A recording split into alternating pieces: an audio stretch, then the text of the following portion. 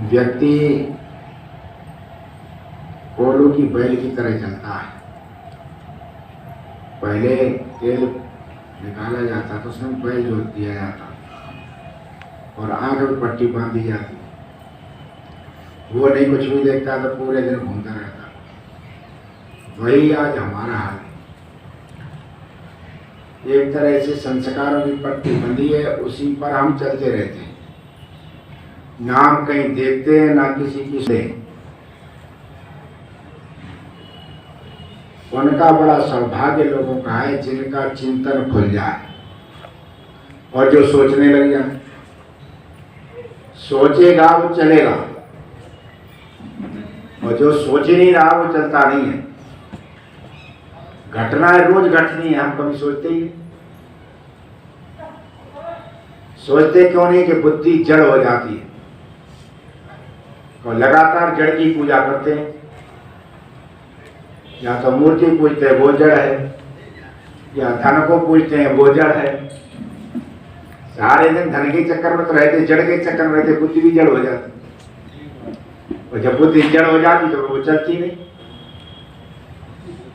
चिंतन ही नहीं होता। अब बुद्धि की जड़ता हटे कैसे? जिससे कि बुद्धि सोचनी शुरू कर दे। बुद्धि की जड़ता हटाने के लिए मनीषियों ने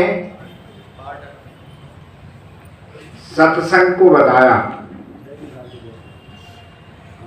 सत्य का संग करें तो बुद्धि हट जाएगी। जब चल जावे, बिना सत्य के संग के बुद्धि कभी चलती नहीं है। महाकवि भर्तृहरि ने लिखा है कि सत्संग क्या करता है? जाड्यम धियो हरति। जड़ता का भाव जाड्य कहलाता है। बुद्धि की जड़ता को सत्संग खत्म कर देता। सत्संग सत्य ग्रंथों का संग, सत्य पर चलने वाले लोगों का संग। जब हम सत्संग करते हैं तो बुद्धि की जड़ता खत्म हो जाती है, आदमी सोचना शुरू कर देता। यथार्थ में सत्संग करें, जाते हैं करते नहीं सत्संग। हम सोचने लग जाए, करने लग जाए तो सत्संग से बुद्धि की जड़ता दूर होती है। और नहीं तो हम हमेशा ही ध्यान रखना, वस्तु के पास रहते हुए भी कभी वस्तु का लाभ नहीं उठा पाते। जो लाभ उठाने वाले हैं वो लाभ उठा जाते हैं, दुनिया अपने जीवन को धन्य कर जाते हैं।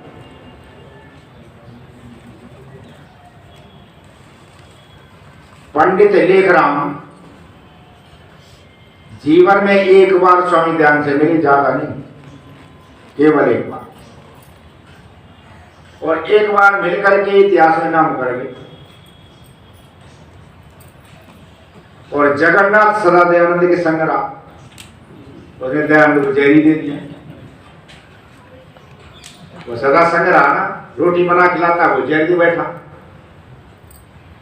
ये कब होता है? जब बुद्धि जड़ होती है। सत्संग से हम बुद्धि चलाएं। आप यहां आते तो सोचें, और हम जो कहते हैं या सत्संग में जो सुना जाता है उसे करने की कोशिश करें। केवल सुन करके ना जाए, हमने सुन लिया और चले गए। सुनेंगे, केवल सुनेंगे और चले जाएंगे तो फिर जीवन में उसका लाभ नहीं होता। लाभ तभी है जब कुछ करें। न रटते रटने से तो कुछ होता नहीं। कल मैं बच्चों को कहानी सुना रहा था गुरुकुल में। एक ऋषि का आश्रम था। बच्चे वहां पढ़ते थे ब्रह्मचारी। एक बहेड़ी आया, उसने तोते पकड़े, जाल बिछा करके ले गया। उन्होंने कहा ये तो बड़ा अन्याय होता, ऐसे तोतों को ले जाता। उसने उससे कहा तोते यहाँ रख दे। 2-4 तोते उसने पकड़े थे, यहाँ रख दे। इन्होंने कहा क्या मूल्य है? उन्होंने कहा हम तो यही काम करते हैं, इनको पिंजड़े में बांधते हैं और बेच देते जाकर के, सारी जिंदगी बंधन में रहते। ऋषि का ये तो बड़ा गड़बड़ है, सारी जिंदगी का बंधन। खाम खाम थोड़े लोग नहीं। तो ऋषि ने ब्रह्मचारी ने कहा तोते खरीद लो। 4-5 तोते खरीद लिए। तो खरीद करके कहा कि इनको रखो, अब तोतों का उद्धार हम करेंगे। गुरु जी कैसे करोगे? तो तोतों को पढ़ाओ, और फिर जो तोते जाकर के जंगल के सब तोतों को पढ़ा देंगे। तो ब्रह्मचारी ने तोते पढ़ाए। तो 2 तरह से पकड़ता है भाई, या तो जाल बिछा करके, एक और पकड़ा करता है कि यहां से वहां तक वो लगा देता तार। उसमें एक पोंगी होती है, बिल्कुल अंदर से खोखली होती है, वो पोंगी लगा देता। तोता उसमें बैठता है, झट घूम जाती। घूमते हुए तोता समझता है कि तो किसी ने पकड़ लिया, तो चिल्लाता भी उसे छोड़ता भी। वो चिल्लाता है, लटक जाता और छोड़ता है नहीं। वो समझता तो ये किसी ने पकड़ रखा और झट पकड़ लेता। और एक जाल बिछाया, उसमें दाने फेंके, तोते आए, जाल खींचा, पकड़ लिया। ऋषि ने कहा, आश्रम में ऋषि ने कहा दोनों तरह समझा दो, इन्हें पढ़ा दो कि बैलिया आएगा, पोंगी लगाएगा, तुम पकड़ना नहीं, उड़ जाना। उन्होंने कुछ रख लिया, बैलिया आएगा, जाल बिछाएगा, दाना डालेगा, पर तुम जाना नहीं हो, फंसना नहीं। बढ़िया तरह रख लिया, जैसे होते हैं भजन रख लिए,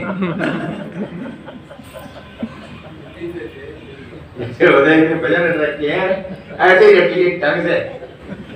अच्छा, जब तोता खूब पढ़ गए, तो पढ़ने के बाद में कि अब सारे जंगली तोता पढ़ा दो। उन्होंने कहा तोतों को खोल दो, और तोते खोल दिए। जब तोते खोल दिए,